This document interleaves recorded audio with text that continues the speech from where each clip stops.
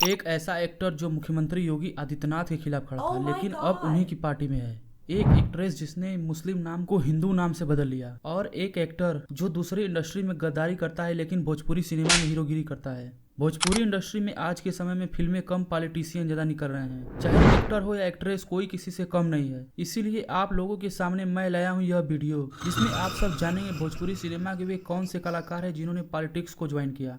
इस वीडियो को देखते देखते आप सब्सक्राइब भी कर लीजिएगा, क्योंकि आने वाली वीडियो में हम जानेंगे बॉलीवुड इंडस्ट्री से पॉलिटिक्स में कौन कौन आया।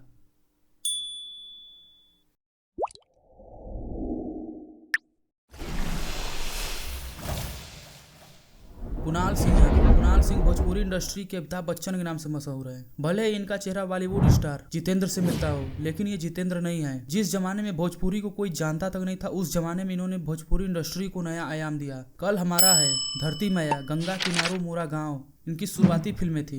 जिस दौर में भोजपुरी फिल्में सिनेमा घरों में पीट जाती थी, उस समय इनकी कई फिल्में सिल्वर, गोल्ड और प्लेटिनम जुबली मनाई थी। चूंकि इनके पिताजी बिहार सरकार के मंत्री रह चुके थे, तो इन्होंने राजनीति में कदम रखा। साल 2014 में बिहार के पटना साहिब से कांग्रेस के टिकट पर इन्होंने लोकसभा का चुनाव लड़ा, लेकिन बीजेपी के शत्रुघ्न सिन्हा ने इन्हें हरा दिया। इसके बाद इन्होंने आम आदमी पार्टी को ज्वाइन किया। बाद में 2021 में इसी पार्टी के स्पोक पर्सन बन गए। विनय बिहारी भोजपुरी इंडस्ट्री में दबदबा बनाकर चलने वाले विनय बिहारी न सिर्फ सिंगर थे, बल्कि राइटर भी थे। उसके साथ साथ डायरेक्टर और प्रोड्यूसर और एक्टर भी थे। इतने सारे रोल से पेट नहीं भरने के कारण इन्होंने पॉलिटिक्स भी ज्वाइन कर लिया। जनता की सेवा करने का बहाना ढूंढा। अब अपने एक्टिंग के पैतरे से पॉलिटिक्स में विपक्षियों की हवा टाइट कर रहे हैं।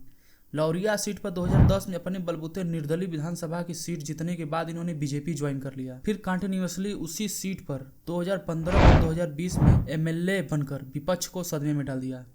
रानी चटर्जी 2022 से पॉलिटिक्स में रानी चटर्जी भी शामिल हो चुकी हैं, लेकिन वो अभी एमपी या एमएलए नहीं है, लेकिन कांग्रेस से जुड़ी हुई हैं। प्रियंका गांधी के द्वारा चलाए गए कैंपेन लड़की हूँ लड़ सकती हूँ में शामिल होकर दिखा दिया कि मैं कांग्रेसी हूँ। पहली मूवी ससुरा बड़ा पैसा वाला के जबरदस्त हिट होने से रानी चटर्जी पॉपुलर भोजपुरी एक्ट्रेस बन गई। इसी का फायदा ये पॉलिटिक्स में उठाना चाहती हैं, लेकिन रानी चटर्जी का असली नाम साहिबा शेख है। लोग इन्हें रानी कहकर संबोधित करते थे, इसी से इनका नाम रानी चटर्जी हो गया। पायस पंडित नमस्कार, प्रणाम, मैं हूँ पायस पंडित। पायस पंडित की जन्मभूमि हमारे मिर्जापुर में है। इन्होंने अपना भोजपुरी इंडस्ट्री में डेब्यू 2016 में किया था। इसी साल इनकी वायरल मूवी लोहा पहलवान इन्हें अलग ही पहचान दिया। इस इंडस्ट्री में आने से पहले पायस पंडित न्यूज एंकर भी थी और सीरियल में भी काम करती थी। भाभी जी घर पर हैं सीरियल से इन्हें काफी पहचान मिला। अरविंद केजरीवाल से प्रभावित होकर इन्होंने आम आदमी पार्टी ज्वाइन कर ली। अक्षरा सिंह भोजपुरी में सबसे चर्चित हीरोइन में से एक अक्षरा सिंह भी पॉलिटिक्स ज्वाइन कर ली हैं। इन्होंने राजनीति के विशेषज्ञ प्रशांत किशोर की पार्टी जन सुराज पार्टी में शामिल होकर अपना दबदबा पॉलिटिक्स में भी दिखाना चालू किया है। जन सुराज पार्टी के अध्यक्ष प्रशांत किशोर पक्ष और विपक्ष दोनों सरकारों के खिलाफ अक्सर मुद्दा उठाते रहते हैं। इन्हीं कारणों से अक्षरा सिंह इनकी पार्टी से जुड़ी हैं। मनोज तिवारी बीजेपी में शामिल होने वाले मनोज तिवारी भोजपुरी इंडस्ट्री के पहले एक्टर हैं। बीजेपी में शामिल होने से पहले मनोज तिवारी सपा की तरफ से गोरखपुर सीट पर योगी बाबा के खिलाफ लड़े थे, लेकिन योगी बाबा हर बार की तरह अजेय रहते हुए 2009 में भी मनोज तिवारी को हरा दिया। इसके बाद मनोज तिवारी ने 2014 में बीजेपी ज्वाइन किया और इसी साल 2014 और फिर उसके बाद 2019 के लोकसभा चुनाव में लगातार 2 बार नॉर्थ ईस्ट दिल्ली सीट पर जीत दर्ज की। राजनीति में आने से पहले ये भोजपुरी एक्टर और सिंगर थे।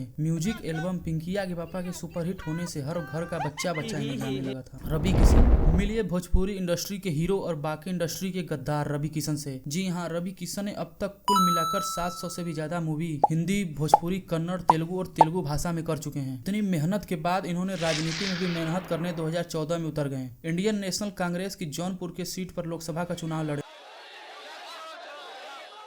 लेकिन मोदी लहर के कारण हार गए। 2017 में रवि किशन ने बीजेपी ज्वाइन किया। इसके बाद उनकी बल्ले बल्ले हो गई। 2019 में गोरखपुर के लोकसभा की सीट पर इन्होंने सपा के उम्मीदवार को आसानी से हरा दिया। के वोट देवू महाराज जी के ना।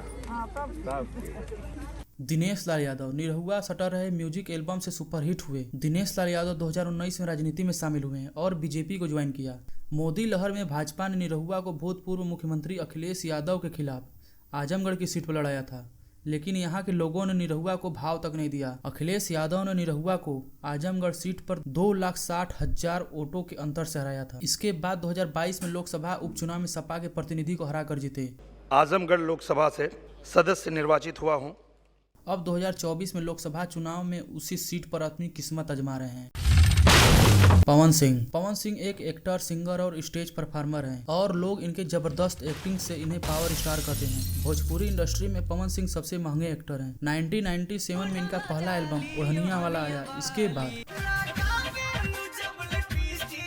से बुलंदी की आसमान पर बैठ गए। आज के समय में इनका यह गाना इंटरनेशनल लेवल पर हिट है। पवन सिंह 2014 में राजनीति में आए और बीजेपी में शामिल हो गए थे, लेकिन चुनाव लड़ने का मौका 2024 में मिला। बीजेपी ने पश्चिम बंगाल के आसनसोल सीट पर पवन सिंह को उतारा, लेकिन एक विवादित गीत गाने के कारण बीजेपी ने इन्हें पार्टी से निष्कासित कर दिया। अब पवन सिंह निर्दल प्रत्याशी के तौर पर बिहार में केराकत सीट पर चुनाव लड़ने उतरे हैं। भोजपुरी इंडस्ट्री के इन सितारों का किस्मत 4 जून को डिक्लेयर होगा और 4 जून को कौन कौन से प्रत्याशी जीते हैं, कमेंट सेक्शन आपका इंतजार कर रहा है। आप लोग बता सकते हैं।